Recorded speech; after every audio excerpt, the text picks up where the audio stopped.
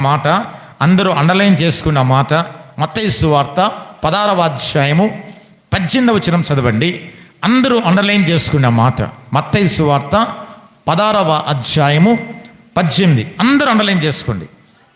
మరియు నీవు పేతురువు, ఈ బండ మీద నా సంఘమును కట్టుదును. నా సంఘమును కడతాడు. ఎవరనింది చెప్పండి గట్టిగా. ప్రభువు కట్టిన సంఘములో ఎవరున్నారు? చదవండి కింద.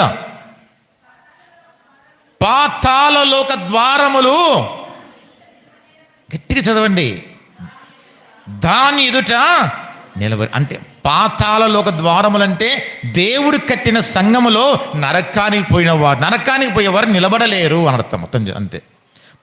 ప్రభు ఏర్పాటు చేసిన సంఘం అది. ప్రభువు పెట్టిన సంఘములో నరకానికి పోయిన వాళ్ళు నిలబడలేరు. అక్కడ ఆ వాక్యము ద్వారా నిలబడలేరు. ఆ వాక్యము దగ్గర నిలబడలేరు. ఆ వాక్యము కాలుస్తుంటే, ఏట్లు వేస్తుంటే నిలబడలేరు అని ప్రభువే సెలవిచ్చాడు. చూడండి.